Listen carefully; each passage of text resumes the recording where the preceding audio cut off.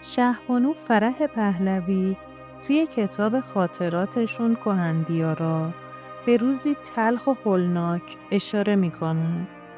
روزی که ماموران به سمت شاهزاده رضا پهلوی شلیک کردند چون اونو با یه تروریست اشتباه گرفته بودن. با ما همراه باشید تا از جزئیات این اتفاق آگاه شوید. فقط لطفاً قبل از شروع ویدیو تقاضا دارم کانال رو سابسکرایب کنید و زنگوله کنارش رو فعال کنید تا از جدیدترین ویدیوهای ما باخبر بشید. روز 20 خرداد 1358 یعنی 5 ماه بعد از ترک تهران با یه هواپیمای اجاره‌ای به 4مین تبعیدگاهمون رهسپار شدیم. قبلا در باهاماس به دلیل کمبود فضا و فشارهای گوناگون سختی‌های بسیاری رو تحمل کرده بودیم.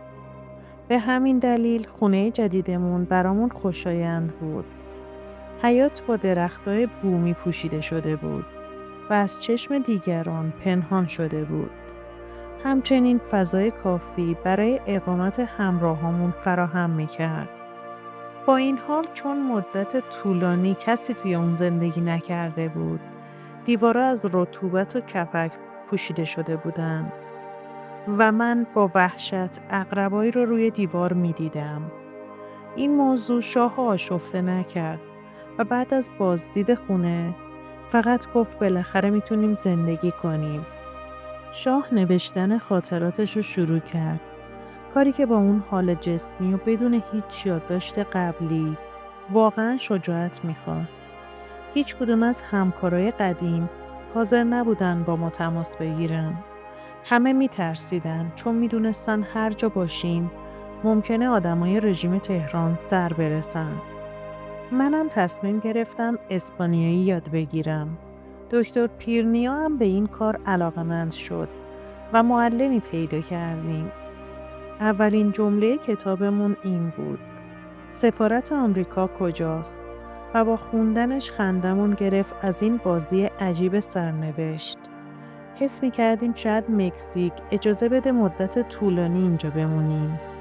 کم کم به زندگی جدیدمون عادت کردیم. گاهی مردم محلی ما رو به شام دعوت می‌کردن.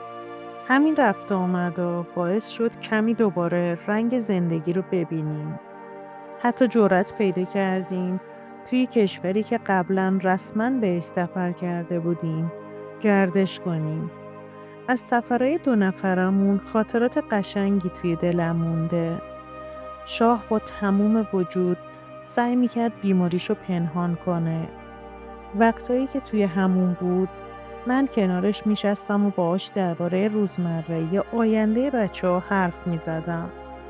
همیشه سعی می‌کردم با جملات امیدوار کننده روحیه‌اش رو بالا ببرم.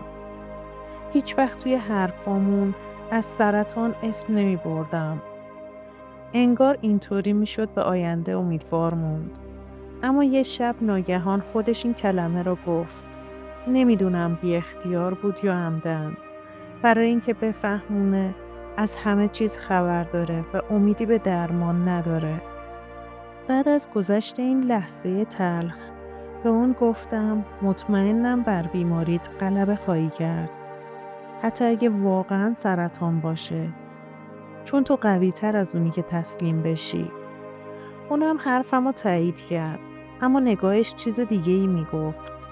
چون فکر میکردیم میتونیم مدتی طولانی توی مکزیک بمونیم. بازدید خونه ها رو دوباره از سر گرفتیم.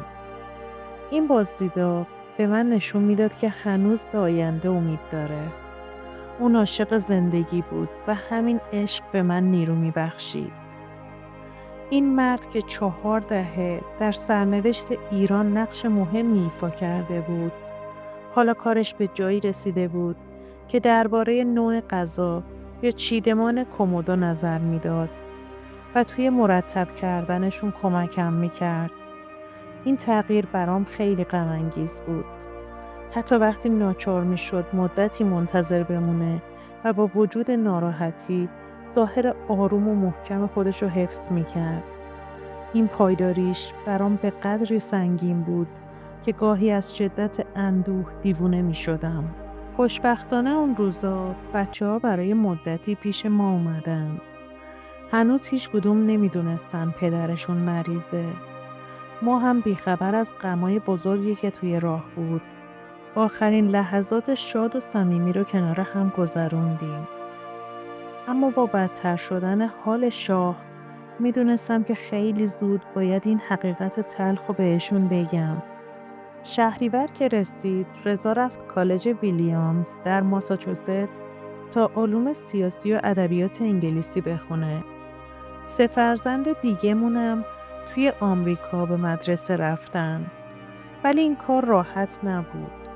اردیبهشت همراه مادرم و چند افسر ما رو ترک کردن و رفتن توی یکی از آپارتمان‌های والا حضرت اشرف در نیویورک زندگی کنن. براشون معلم خصوصی زبان گرفتیم تا سریعتر خودشونو به سطح مدرسه برسونن. اولش بعضی مدرسه ها قبولشون میکردن، ولی بعد از مدتی خانواده های دیگه میترسیدن و میگفتن امنیت بچه هاشون به خطر میافته. این بیمهری برای اون 3 بچه و برای ما واقعا دردناک بود. بچه ها با شوق مدرسه ها رو میدیدن، ولی بعد میفهمیدن که کسی حاضر به پذیرفتنشون نیست و همه ازشون فاصله میگرفتن.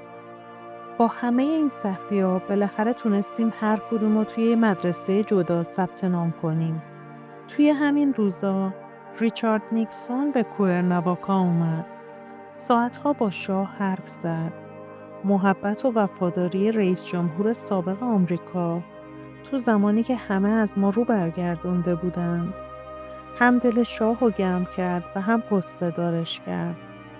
اوایل تابستون صادق خلخالی گفته بود نیروهاش تو راه کوئرناواکا هستن که ما رو بکشن. از اون روز به بعد همیشه منتظر بودیم که یه روز ناگهان پیداشون بشه. همین ترس باعث شد اتفاقی بیفته که نزدیک بود به فاجعه ختم بشه. یه روز رضا که عاشق پرواز شده بود با مارک مورز همکار رابرت آرماو به باشگاه هواپیمایی رفت.